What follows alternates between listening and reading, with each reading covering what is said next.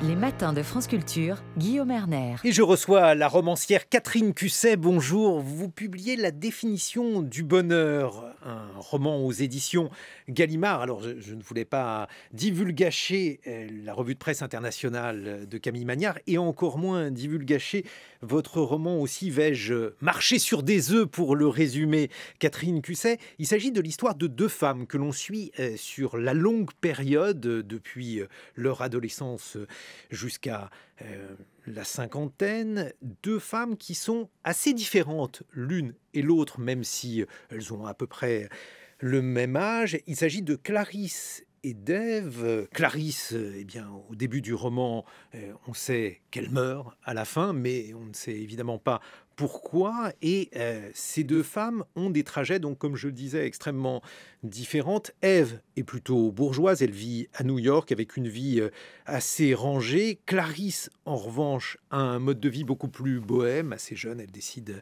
de partir en Inde, de voyager dans le vaste monde, et on va suivre par conséquent le portrait de ces deux femmes à qui il arrive, comme dans une existence normale, un certain nombre de bonheur et de malheur, mais peut-être plus de malheur, si bien que ce titre, La définition du bonheur, j'ai envie de vous demander tout simplement pourquoi vous n'avez pas intitulé ce roman La définition du malheur. Je ne sais pas si ce serait un très bon titre, La définition du malheur, mais surtout, bon, déjà le titre, chez moi, c'est souvent une antiphrase, donc c'est évident que quand je dis La définition du bonheur, attention, ce n'est pas un programme, c'est un roman. Mais quand même, en fait, c'est ce que vous disiez juste avant, Guillaume, toute vie est pleine de malheur et de bonheur. Par contre, on est toujours dans une quête du bonheur. Je ne pense pas qu'on essaye de se rendre malheureux. Et mon roman, il est vraiment sur la vie. Et sur la vie de ces deux femmes. Enfin, j'essaye vraiment d'avoir tous les événements d'une vie.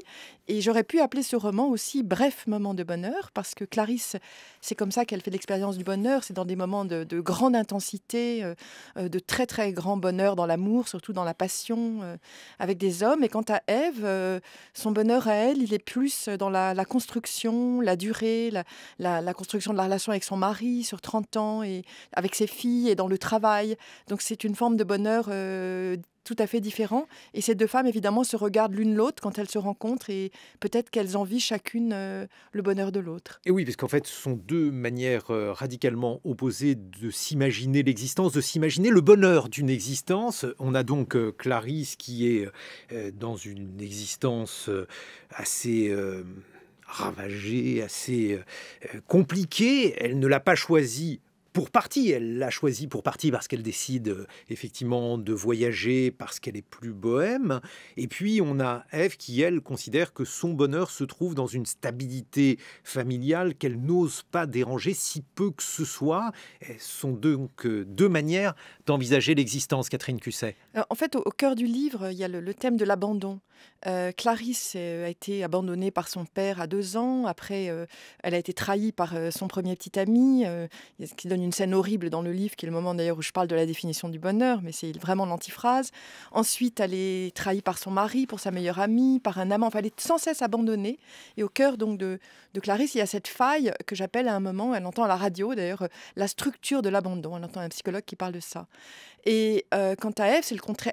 Alors Clarisse, elle manque de confiance en elle, et en fait, elle ne va jamais au bout de ses rêves, en tout cas professionnels. Elle avait le désir d'écrire, c'est un rêve avorté dans sa vie. Enfin, on verra, peut-être pas jusqu'à la fin.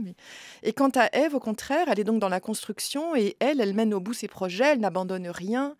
Elle a cette force, quoi, elle croit en elle. Mais petit à petit, au fur et à mesure que le roman avance et qu'on avance en âge, puisqu'il y a une durée près de 40 ans, ça devient une souffrance chez Ève, parce qu'elle s'aperçoit qu'elle a de plus en plus de mal à s'abandonner. Elle est dans le contrôle, et elle est sans cesse dans la projection du futur, dans la construction. Et ce qu'elle va tellement envier chez Clarisse, c'est cette capacité à vivre le moment présent, à jouir du moment présent et de la beauté du moment présent. Oui, l'antiphrase que vous évoquiez tout à l'heure, le début de ce roman, je cite votre propos, Catherine Cusset: avoir 16 ans, foncer dans la nuit calme sur une route déserte et sentir la brise tiède caresser vos épaules tout en enlaçant la taille d'un garçon qui vous a embrassé hier pour la première fois, la joue appuyée contre son dos, ce devait être la définition du bonheur. Qu'est-ce qui se passe ensuite ? Mais ensuite, malheureusement, elle est trompée, abusée, utilisée par ce garçon et par ses cousins. Et c'est vrai que c'est un épisode, mais je ne sais pas si c'est l'épisode fondateur, parce qu'en fait, pour moi, l'épisode fondateur est plutôt dans l'enfance, chez ce père qui ne cesse de rabaisser sa fille, enfin qui l'abandonne, qui ne croit pas en elle, qui d'ailleurs ne prendra même pas en compte le sérieux de ce viol 20 ans après, en fait, qui osera dire à sa fille, alors c'était comment? Il paraît que les femmes aiment ça, enfin, que c'est un fantasme féminin. C'est quelque chose d'absolument inouï. Mais Voilà. alors, je ne sais pas où est l'épisode fondateur. D'ailleurs, personne ne le sait parce qu'en fait, ces deux femmes sont en train de vivre leur vie, d'en être spectatrices, sans qu'on sache finalement si elles réussissent à conscientiser ce qui les mène à l'échec pour l'une d'entre elles, puisque il y a effectivement une sorte de répétition de scénario Et une d'échec. mort violente. Et lorsque celle-ci, Clarisse, écoute la radio et qu'elle entend effectivement cette clé de compréhension, elle entend qu'il peut y avoir des répétitions de scénarios d'échecs, et de la part des hommes, le fait que ceux-ci abandonnent les femmes et que cela se retrouve d'une génération à l'autre, on voit que finalement vos personnages luttent contre des déterminismes dont ils n'ont pas forcément conscience. Alors c'est vraiment, je crois que c'est vraiment ça le sujet du livre en fait. C'est-à-dire, comme la plupart de mes romans, Un brillant avenir, l'autre qu'on adorait, L'Aine de la famille, c'est un roman sur une durée de 40 ans. Le sujet du roman, c'est le temps. Mais le temps, ça veut dire quoi? Pour moi, ça veut dire le mouvement d'une vie, l'arc d'une vie. Et qu'est-ce que ça veut dire exactement? Vous voyez, je vois le temps comme une ligne verticale, pas du tout horizontale comme on le représente habituellement, avec des strates les unes par-dessus les autres. Et on change évidemment, on devient autre, mais en même temps, on reste le même. Et c'est vraiment ça la question, c'est qu'est-ce qui persiste, qu'est-ce qui nous structure, qu'est-ce qu'on transmet, qu'est-ce qu'on reçoit, qu'est-ce qui est en nous, et qu'est-ce qu'on arrive à changer. Alors justement, est-ce que ces femmes sont sujets de leur vie? Est-ce qu'elles décident de ce qui leur arrive? Parce qu'on a l'impression, donc l'une d'entre elles répète ce qui est arrivé aux générations antérieures. Les hommes la quittent et les hommes lui font du mal. L'autre a aussi ce type de malheur, puisque lorsqu'elle veut tromper son mari, et elle le fait de manière extrêmement timide, après une fidélité conjugale qui force l'admiration, Catherine Cusset, eh bien, elle ne parvient pas à le faire parce que son enfant tombe malade et elle est finalement obligée de rester auprès de lui. Alors, déjà, bon, la maternité, c'est quelque chose qui lie Clarisse et Ève. Elles sont toutes les deux mères et c'est très important, je crois, le rapport aux enfants. Et d'ailleurs, je pense en ce jour de rentrée à toutes les mères, particulièrement les mères célibataires qui s'occupent de leurs enfants. Et c'est vraiment dur, en fait. Elles sont mères, ces deux femmes. Mais de façon quand même très différente, puisque Ève retombe toujours sur ses pieds. Et quant à Clarisse, il y a cette faille, cette répétition. Mais vous avez évoqué la scène où elle entend à la radio, donc la structure de l'abandon. Et c'est une scène très importante parce qu'en fait, Clarisse, à ce moment-là, se sent déculpabilisée. Ce qui habite Clarisse depuis le départ, c'est la culpabilité. Elle se sent toujours coupable. Elle est violée, elle se sent coupable. Elle est abandonnée par son mari, par les hommes de sa vie, par son père. Elle se sent coupable. Et tout à coup, elle entend que c'est en fait une structure transgénérationnelle. Et c'est peut-être le moment où elle commence peut-être à s'apaiser. C'est-à-dire peut-être ça qui peut amener l'écriture finalement qui arrivera dans la deuxième partie du livre. Mais ça veut Donc il y dire... a quand même du bonheur qui est atteint, vous voyez. Mais ça veut dire quoi? Ça veut dire que si elle avait été moins opaque à elle-même, je ne sais pas si elle avait fait une analyse ou ce que vous voudrez d'ailleurs, si elle avait écrit par exemple, est-ce qu'elle aurait pu échapper à cette fatalité-là, Mais je ne crois pas qu'on cesse. Enfin, je sais pas. La question de l'aveuglement sur soi, moi, c'est une question qui me taraude sans cesse. J'aimerais pouvoir me voir avec des yeux derrière la tête. Et j'ai ce sentiment-là, d'ailleurs, qu'on reste toujours qui on était dans l'enfance, tout en changeant énormément. Et donc là, par exemple, Ève, dans son envie, dans la deuxième partie, son admiration extrême de Clarisse, de cette femme rayonnante, joyeuse, qui a 2 amants à 55 ans, un en Amérique et en France, qui passe encore sa vie à faire l'amour, dans cette admiration qu'elle a de l'intensité de la vie de Clarisse, elle ne voit pas quelque chose. Et qu'est-ce qu'elle ne voit pas? Elle ne voit pas la relation abusive qui va conduire à la mort de Clarisse. Et finalement, quand elle cherche à aider cette autre femme, elle va peut-être précipiter la fin. Donc, vous voyez, les intentions cachent malheureusement... Il y a pour moi, oui, des engrenages. Il y a, je ne sais pas si on peut appeler ça du destin, mais c'est ça que je cherche à retracer dans le roman, c'est ces engrenages de la vie auxquels on ne peut pas vraiment échapper. Mais aussi un peu dans vos autres livres, Catherine Cusset, tout simplement parce qu'on a l'impression que vous entrez dans la tête de ces femmes et vous décrivez les vies de ces femmes de manière extrêmement précise, depuis des poireaux qu'elles achètent au Monoprix Saint-Paul, aux piroggi qu'elles font de manière un peu maladroite, parce que les piroggi, ce sont des raviolis avec de la purée à l'intérieur, et c'est pas si bon que ça. Peut-être que vous cherchez à expérimenter en prenant le contrôle d'autres vies que la vôtre, ce qu'est la psychologie humaine. Alors, peut-être, c'est peut-être chez moi une forme, en tout cas c'est une forme d'exploration, je ne sais pas si c'est une forme de contrôle, mais de plus en plus, mais dans beaucoup de mes livres, hein, je suis à la fois je suis intéressée par moi comme sujet, mais aussi par les autres. Hein, dans mes romans précédents, L'autre qu'on adorait, c'est un ami qui s'est suicidé, de David Hockney, c'est un livre que j'écris sur la création artistique en prenant pour exemple le peintre David Hockney, mais même dans La haine de la famille, qui était un livre sur le rapport mère-fille, sur moi et ma mère, c'était quand même un livre d'abord sur la vie, sur la vie de ma mère. Je crois que ce qui m'intéresse fondamentalement, c'est vraiment le mouvement de la vie. Et là, ces deux femmes, Clarisse et Ève, il y en a une qui est peut-être plus inspirée par moi. On devinera que c'est plutôt Ève qui vit à New York, mais c'est pas moi non plus. Et quant à Clarisse, j'ai connu tellement de femmes que j'appellerais des femmes libres et qui sont des femmes vraiment dans le bonheur du moment présent, mais aussi dans la souffrance, la peur de la solitude. Il y a une phrase très importante dans ce livre, c'est cette phrase que dit la mère de Clarisse à Clarisse à un moment et qui la hante toute sa vie et qui est « toi aussi, tu vieilliras seule ». Et alors c'est quoi? C'est de la méchanceté, c'est du mauvais sort, ou alors c'est une forme de constat triste? Il y a à la fois un côté mauvais sort, nos parents peuvent comme ça déterminer notre destin, mais aussi une angoisse très forte pour son enfant. Hein. Je crois qu'on projette cette façon. C'est évident que la mère de Clarisse l'aime et en même temps elle envisage déjà cette solitude qui a été la sienne, elle la voit chez sa fille. On écoute beaucoup la radio dans ce roman. Il y a donc des commentaires sur la psychologie qui sont entendus par Clarisse alors qu'elle écoute une radio de camarades. Mais il y a aussi France Culture qui est écoutée. Et je cite un extrait de votre livre, Catherine Cusset. En février dernier, elle avait entendu Seb sur France Culture. « Je suis un vrai tâcheron, disait-il. Mes premiers jets sont d'une médiocrité terrible. Pour moi, l'écriture, ce n'est que de la réécriture. » Bon, allez, j'avoue que je lui ai prêté quelque chose qui m'appartient, qui est à moi. C'est vrai. Heureusement que j'ai compris qu'on pouvait réécrire. C'est vraiment 20 fois sur le métier, remettez votre ouvrage. Et 20 fois, à mon avis, ça ne suffit pas, c'est plutôt 50 fois. Et j'ai de mes romans, en général, une trentaine ou quarantaine de versions. Et ces versions... 40 versions. Ah oui, consistent la plupart du temps à couper. Enfin, c'est vraiment un tâtonnement. Oui, alors c'est ça, parce qu'il y a des remerciements dans ce roman. C'est assez rare, d'ailleurs, d'avoir des romanciers qui fassent de longs remerciements. Et alors, vous remerciez notamment un éditeur, Jean-Marie Laclaftine, et vous lui dites qu'il est très intéressant de suivre son conseil selon lequel écrire, c'est couper. Vous avez coupé quoi dans ce roman? J'ai coupé énormément. C'est le premier jet. Ma première version faisait 500 pages et j'ai remis, en fin de compte, à l'éditeur pour la publication 325 pages. J'ai coupé presque la moitié. Mais j'ai rien coupé, à part une partie du roman en Asie qui n'en fait. Quelque part, vous savez, un roman, ça a une ligne. Et on ne peut pas vraiment savoir quelle est sa ligne avant d'être parvenu à la fin.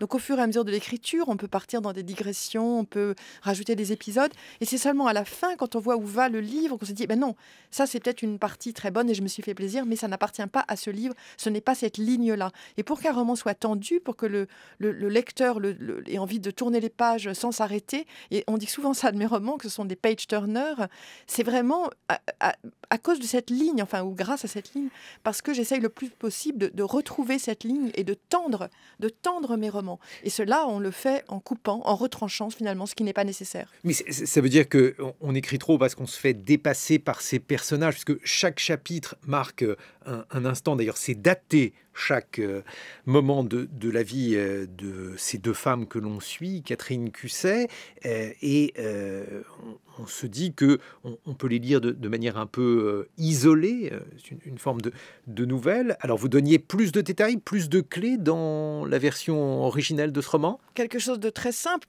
beaucoup plus de détails, et que ce soit Jean-Marie Laclaftine ou Karina Ossine, mes deux éditeurs diront la même chose. Dans un dialogue, on peut toujours en couper les deux tiers. On dit toujours trop.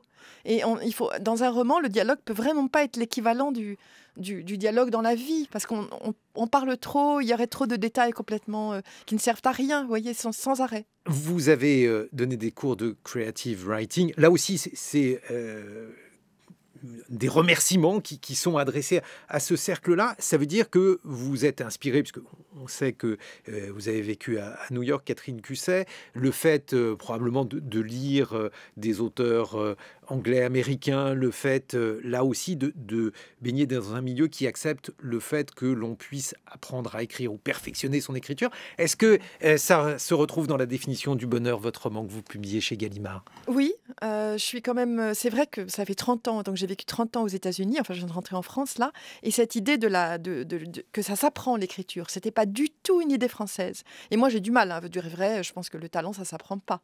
Mais quand même, techniquement, on apprend des choses. Et les Américains, par exemple, ils ont cette règle, il faut que quelque chose arrive tout de suite, dès la deuxième page, dès la première page. Sinon, c'est pas la peine. Il faut que le lecteur soit happé par un roman. Et oui, il y a un travail technique. C'est pas juste ça, un roman. Pour moi, fondamentalement, c'est le travail d'une obsession, c'est le désir d'arriver à dire quelque chose sur son rapport à la vie. C'est ça qui est essentiel. Mais il ne faut pas négliger le travail technique. Mais alors vous avez appris quoi? Alors vous avez appris à couper, d'après ce que vous venez de dire, mais en dehors de cela.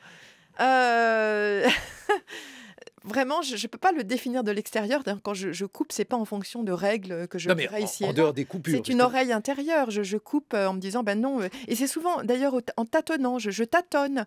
Alors j'essaye, je coupe cette partie, puis je relis après mon manuscrit. Je dis, ah ben non, il manque quelque chose là. C'est un tâtonnement. Ouais, je peux pas suivre de règles. Et vos personnages, parce que le fait d'entrer dans ce roman avec la mort de l'une de ces deux femmes, et je ne sais pas d'ailleurs si au début, parce que comme il s'agit de suivre ces femmes sur de longues années, évidemment, au début, on ne comprend pas pourquoi l'une de ces deux femmes meurt. Alors, c'était pas forcément... J'ai hésité d'ailleurs à avoir ce tout petit début où on voit Ève qui revient de l'enterrement de Clarisse. J'ai hésité, c'était pas forcément nécessaire, parce qu'on oublie d'ailleurs, on oublie que Clarisse est morte quand on lit le roman. Le plus important pour moi, d'ailleurs, c'est pas tellement le suspense qui conduit vers une fin, c'est pas du tout ça. C'est qu'on ait envie de rester avec les personnages, avec Clarisse et Ève, tout au long du roman, qu'on ait envie, quand on est avec Clarisse, de rester avec Ève de rester avec elle, et qu'on n'ait pas envie de terminer le livre. Donc c'est pas du tout un roman qui se dirige uniquement vers un suspense et vers une fin. Catherine Cusset, la définition du bonheur chez Gallimard. On se retrouve dans 20 minutes. Vous serez rejointe par une primo-romancière, Salomé Kiner. Elle publie Grande Couronne chez Christian Bourgois. Ça n'est pas du tout la même histoire que vous, et c'est pourtant un roman avec de nombreux points communs par rapport au vôtre, Catherine Cusset. Il est 8h sur France Culture.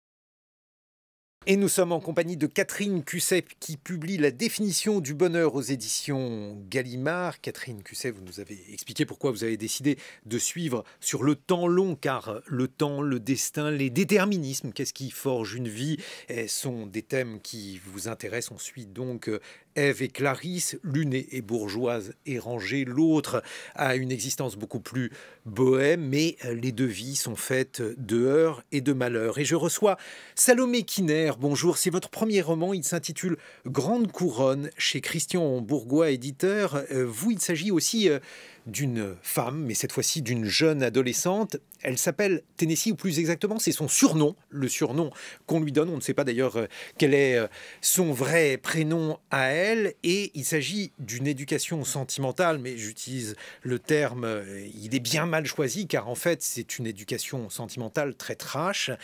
Cette très jeune fille va entrer dans un réseau de prostitution des mineurs, et on la suit. Grande Couronne, ça n'a rien à voir avec la monarchie. Là aussi, c'est une antiphrase, puisqu'il s'agit de la deuxième couronne de la banlieue parisienne, une zone pavillonnaire qui n'est pas celle donc des quartiers dits sensibles, mais au contraire d'une classe moyenne, un peu déboussolée. On en reparlera, et je vais lire un extrait de ce roman, car la langue en est extrêmement particulière. Je vous cite Salomé Kiner. 2 mois plus tard, j'avais une paire de Nike, un ensemble taquini, une palette de maquillage Yves Rocher, 3 bandanas et le single de Ménélique. Damien tenait une branlée de 47 secondes sans éternuer, moi pareil, sans m'évanouir. Il aurait pu trouver des putes gratuites. Au collège, elles étaient nombreuses, mais tout le monde a ses raisons de vouloir dépenser de l'argent. Qu'est-ce qui vous a incité à faire le portrait de cette très jeune fille Tennessee ? J'avais cette voix qui me trottait un petit peu en tête et puis j'avais envie de retrouver cet état d'adolescence où il y a tellement de choses qui se jouent puisque c'est un croisement entre l'enfance avec la sensibilité de l'enfance, les rêves de l'enfance, les goûts de l'enfance et la confrontation brutale avec les réalités d'adultes, donc le regard sur la famille, les choix professionnels ou d'orientation qui peuvent être déterminants pour le reste de l'existence et puis bien sûr les premières expériences sexuelles qui sont souvent bien loin des fantasmes qu'on projette sur ces initiations. Donc j'avais envie de renouer avec cet état presque sauvage pour moi de la vie où on est dans cette zone un petit peu charnière qui devient très vite une zone de friction en fait. Oui, comme vous dites, puisqu'il y a un télescopage entre trésors, ce sont des céréales, mais alors Tennessee justement est confrontée au fait que sa mère préfère les marques distributeurs parce qu'elle ne veut pas dépenser de l'argent dans des vraies marques et donc hélas elle n'a pas droit à des trésors mais à des céréales fourrées au chocolat. Et puis de l'autre côté les sgegs, puisque c'est ainsi qu'elle les appelle, autrement dit ces hommes qui la rémunèrent pour des services sexuels alors que c'est une très jeune femme. Et ce télescopage rend le lecteur extrêmement mal à l'aise parce que votre roman est très drôle et on est extrêmement gêné, embarrassé de rire avec un rire extrêmement noir et sardonique aux scènes que vous décrivez, Salomé Kiner. J'ai écouté Catherine Cusset avec grande passion parce que je me disais la définition du bonheur, ça aurait presque pu être le titre aussi de ce roman. Je crois que c'est pas pour rien qu'on parle du pouvoir d'achat puisque réellement là l'accès à la consommation lui donne un vrai pouvoir, le pouvoir de s'intégrer dans un groupe, le pouvoir de ressembler enfin aux autres alors qu'elle se sent exclue justement parce que sa mère ne veut pas lui acheter les mêmes marques. Je pense que n'importe quel enfant qui n'avait pas les bons goûters en sortie scolaire a ressenti cette grande humiliation de pas être comme les autres et je pense que l'adolescence c'est aussi un moment où on commence à chercher sa propre définition du bonheur et plus celle que les parents nous fournissent en nous proposant un modèle de vie et sa définition du bonheur à elle ça passe par la consommation et pour accéder à cette consommation elle va basculer dans ce réseau je dirais plutôt un réseau de passe que de prostitution, puisque je trouve que le mot, c'est vraiment des amateurs des deux côtés. Et ces sgegs, j'avais vraiment envie de montrer, même s'il y a des scènes qui sont assez violentes, ils sont aussi assez désemparés face à leur propre découverte de leur propre sexualité. Et en fait, elle encaisse ce qui se passe, elle disparaît un petit peu de la violence des événements parce qu'elle a cette ambition supérieure qui est l'accès à la consommation. Oui, puisque effectivement, elle gagne donc un billet de 20 francs, puisque ça se passe à l'époque où il y avait des billets de 20 francs au fond d'un paquet de BN. Mais justement, Salomé Kiner, ce qui est très étonnant, c'est de voir le télescopage entre cette dureté de l'existence, parce qu'elle aspire, j'imagine, à ce à quoi aspirent les jeunes filles, et puis rien ne se passe comme prévu. Votre roman, comme celui de Catherine Cusset, s'ouvre sur un viol. Oui, c'est arrivé un petit peu par hasard. J'ai hésité à le garder. Je pense que l'écriture, elle a commencé pour moi par aussi le désir ou la nécessité de parler de la violence parfois des premières expériences sexuelles et du temps aussi que met une sexualité à se mettre en place avant d'être épanouie. Aussi... Ça sera pour le roman suivant, pour la sexualité épanouie. Oui, peut-être.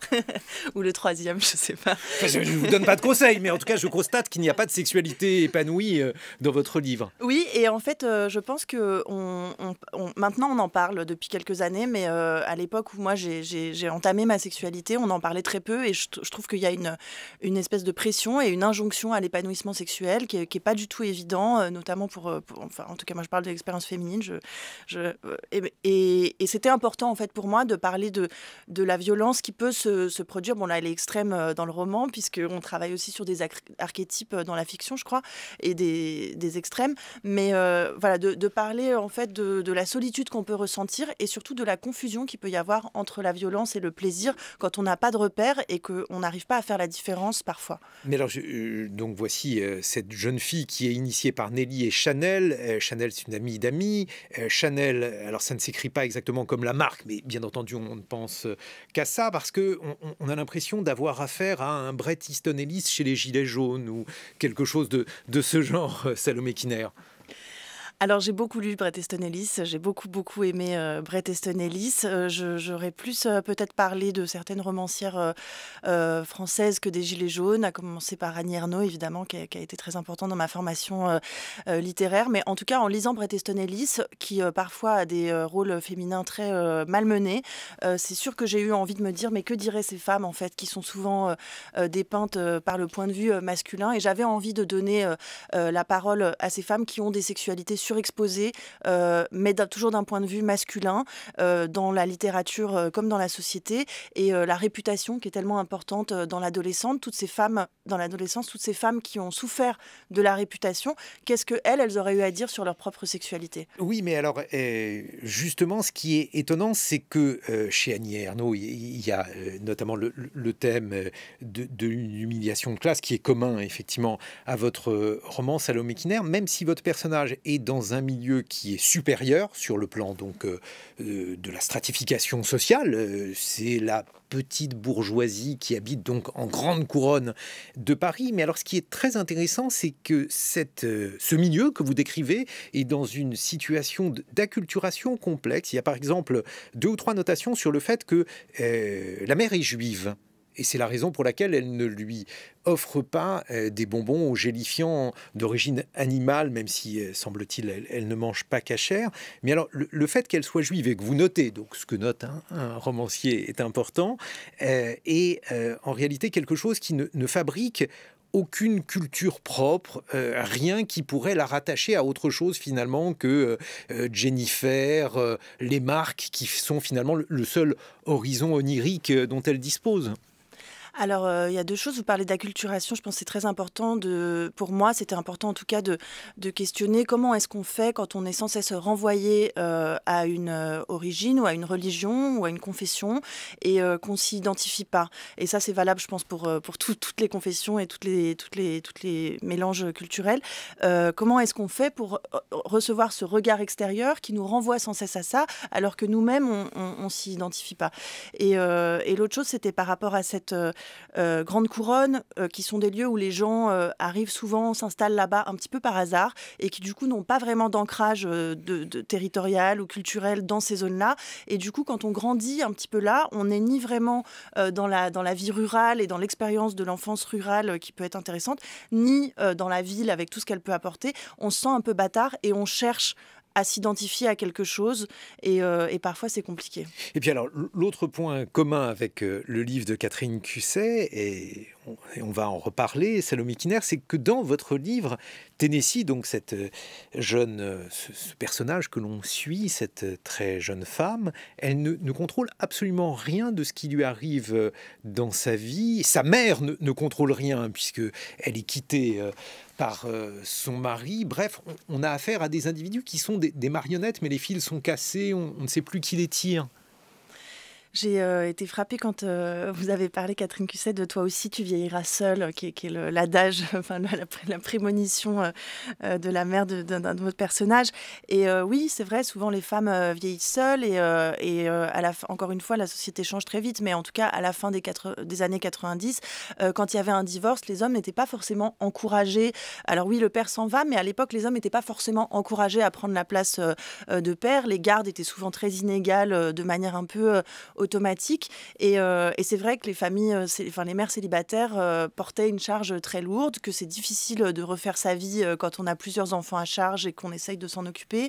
Et que voilà, ça créait ce climat et ces tableaux familiales-là qui m'entouraient et qui étaient une réalité assez répandue. Mais alors, du coup, chez vous, Salomé Kiner, les hommes sont au mieux des paumés et au pire des salauds. Et chez vous, Catherine Cusset, c'est notre contentieux. Alors, les hommes sont des salauds absolus. Il n'y en a absolument pas un qui sauve. Alors, il y a éventuellement le mari d'Ève, Paul, qui lui est là, mais alors on préférerait qu'il ne soit pas là tellement il est fade, falot, il est complètement désinvesti. Non, c'est pas vrai. Et alors c'est le mieux que l'on puisse trouver dans ce roman, quoi.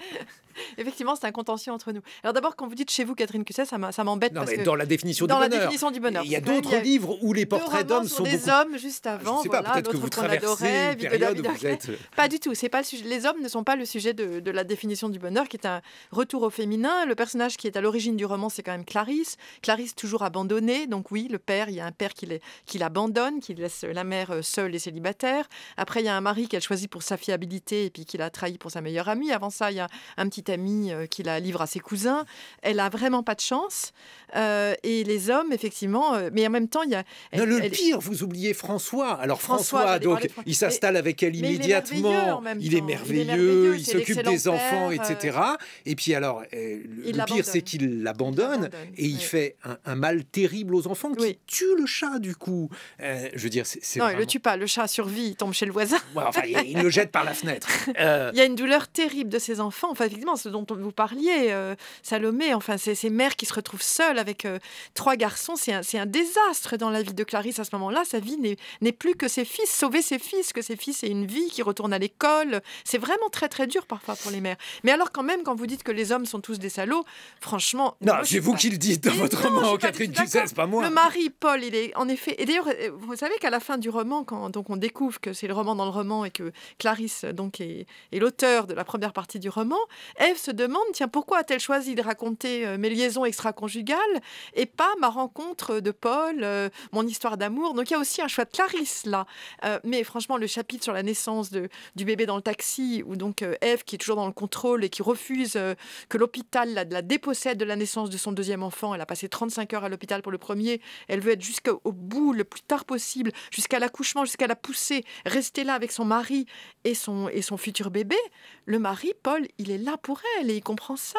Et c'est lui ensuite qui va accoucher le bébé dans le taxi. C'est un vrai chevalier, c'est un pro-chevalier. Et cet amour entre eux est quand même une force du livre. Alors moi, je ne comprends pas qu'on la voit pas. Je me dis, j'ai raté quelque chose. Comme écrivain, j'ai raté quelque chose. Non, moi, c'est surtout François c'est François que j'ai trouvé abominable. Alors, chez vous, Salomé Kiner, un romancier, une romancière n'a évidemment aucune vocation à la réalité sociologique et je ne sais pas quelle elle est. Mais alors, chez vous, les femmes sont assez paumées, les hommes sont au mieux des paumés, au pire des salauds.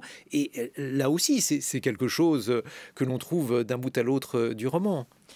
Je crois qu'il y a quelques hommes qui essayent en fait, comme on essaye tous. Je sais pas, c'est venu comme ça. J'avais vraiment un fort besoin de me concentrer sur les personnages féminins, aussi peut-être par rapport à ce qui m'avait manqué dans mes lectures, par rapport aux portraits de femmes que j'ai vraiment croisés dans ma vie et qui m'ont inspirée. Je crois qu'il y a des hommes qui sont violents, comme vous dites, et puis il y en a d'autres qui, comme l'adolescente, se cherchent et qui sont aussi eux-mêmes victimes de certains schémas et d'images, je pense aux scènes de sexuelles qui reproduisent en fait certaines images dont ils sont abreuvés, qui reproduisent ce qui pensent être l'image de la virilité, donc je pense qu'ils sont d'abord victimes avant d'être coupables. Alors, c'est effectivement un point supplémentaire chez vous dans la noirceur, en quelque sorte, Salomé Kiner, parce que là, vraiment, l'amour physique aussi est sans issue. C'est-à-dire qu'il n'y a aucun salut à espérer, je ne sais pas, dans un quelconque hédonisme de ce point de vue-là. J'ai essayé, mais c'est vrai que c'était un petit peu difficile. Aussi parce que je crois qu'un roman d'apprentissage, l'apprentissage, c'est forcément la désillusion. Donc, avant de pouvoir reconstruire, je crois qu'avant de pouvoir chercher sa propre définition du bonheur, il a trouvé peut-être, il faut commencer par déconstruire les clichés qu'on a sur le bonheur. Et si on rencontrait l'image certaine de l'amour à 14 ans, on s'ennuierait le restant de nos jours. Surtout, malheureusement, de cette manière-là. Alors, chez vous, Catherine Cusset, là, au moins, il y a un rayon de soleil, c'est-à-dire qu'effectivement, Eros est une porte d'accès au bonheur. Oui, enfin, mais je voulais revenir à cette question de la, vous la n'êtes violence. pas d'accord avec ça, hein. Non, Même non, ça. non, c'est sûr que pour Clarisse, c'est ça, c'est l'intensité du bonheur, c'est dans l'amour, la passion. C'est une femme passionnée qui aime toujours autant à 50 ou 55 ans qu'elle aimait à 15 ans, à 16 ans. Mais je voulais revenir à cette question vraiment essentielle, et je crois que peut-être que pour Salomé, c'est cette même idée, donc se focaliser sur le féminin, ce roman du féminin. Qu'est-ce que ça veut dire? Il y a quand même, la plupart, quand on parle de violence, la plupart du temps, la violence, elle s'exerce quand même des hommes sur les femmes. Elle peut aussi parfois s'exercer des femmes sur les hommes. Mais il y a ce rapport physique qui fait que c'est en général le plus souvent les hommes. Et je le dis à la fin de mon roman, à un moment, c'est ce que dit Ève, après avoir lu des livres sur la violence conjugale. Elle dit finalement ces hommes, ce sont des victimes, c'est souvent des hommes qui ont été battus, des hommes qui ont eu des enfances très malheureuses, ils n'ont pas d'autre expérience, ils ne peuvent pas exprimer leurs sentiments autrement, mais peu importe, ça n'est pas une excuse, parce que vraiment cette idée fondamentale, c'est que toute violence sur quelqu'un de plus faible, que ce soit une femme, un enfant ou un animal, n'est juste pas pardonnable. Mais il y a dans votre roman des hommes qui, évidemment, ne sont pas violents. Certains sont malgré tout violents de manière symbolique. C'est-à-dire que le personnage donc, de l'amant est un personnage qui n'est pas violent au sens physique du terme, mais en revanche, il inflige des douleurs absolues. Et vous ne parlez pas de Sébastien, qui est quand même aussi un assez beau personnage. Sébastien, c'est l'amant d'Ève, et puis c'est cet écrivain qui donne à Clarisse à un moment confiance en elle, dans son écriture. Enfin voilà, c'est pas un personnage négatif. Mais en revanche, ce qui est clair, c'est qu'il y a une forme de pathologie du lien chez ces gens-là, c'est-à-dire aussi bien les hommes que les femmes, c'est-à-dire que des véritables relations dans vos deux romans, eh bien celles-ci sont extrêmement difficiles à construire. Catherine Cusset. Le rapport entre Ève et Paul, pour moi, c'est une construction, c'est un vrai rapport conjugal. C'est pas un rêve, un rapport conjugal. Hein. Ça se construit, c'est difficile. Non, je reconnais. Le problème avec Paul, c'est qu'ils sont pris dans la vie contemporaine. Lui, il est journaliste au New York Times, il passe son temps à travailler, il est toujours dans un futur projet, elle aussi. Et c'est ça leur grande difficulté, c'est comment se retrouver à 50, 55 ans, quand la vie nous a dévorés et qu'on est entièrement pris par le travail. Et non, mais je voulais... Salomé Kiner. Elle trouve aussi, elle a aussi des expériences d'apaisement, notamment je pense à ce qui deviendra son petit ami Renaud, qui la préserve absolument sexuellement, qui ne l'oblige à rien, et donc c'est un espèce de cocon un petit peu protecteur. Aussi de dire, ça m'a fait sourire cette scène que vous avez lue sur la mobilette du livre de Catherine. Elle a aussi ce moment où elle vous savez que c'est une scène qui n'est pas du tout drôle, parce qu'en fait, elle précède le viol. Elle m'a fait sourire parce qu'elle m'a fait penser à une scène où la narratrice dit, en observant justement ce garçon enfourner une pizza dans un four à pizza, qui est pas une scène, elle fume une cigarette, l'ampoule grésille dans le snack, qui est pas une scène d'un grand romantisme, et pourtant pour elle, c'est ce qui ressemble au bonheur. Et je crois aussi que ça se situe dans ces petites choses, et que parfois, à travers la violence, on trouve aussi, et la vie même est faite comme ça, on est traversé de sentiments souvent contradictoires dans une même situation, et je crois qu'il y a aussi de la lumière qui se dégage dans des détails comme ça.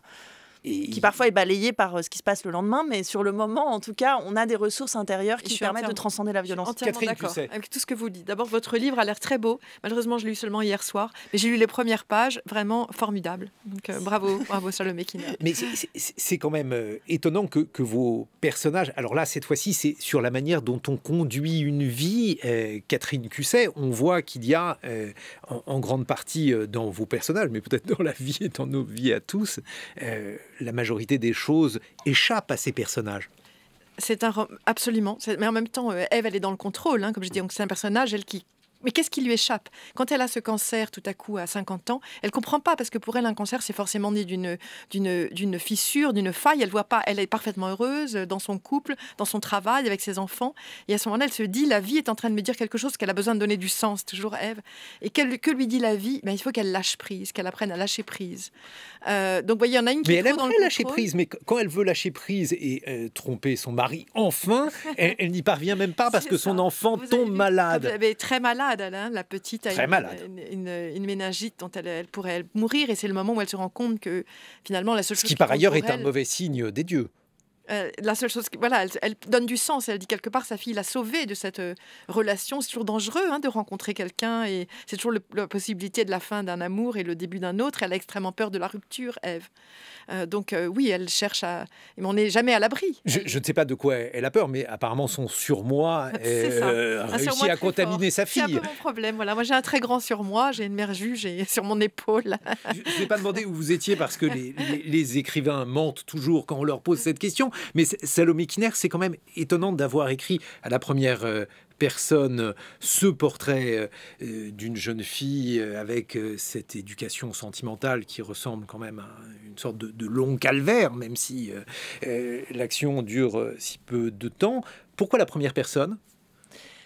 D'abord parce que j'ai toujours aimé les littératures où les narrateurs sont des enfants ou des adolescents, justement à cause de ce regard un peu particulier qu'on peut porter sur le monde.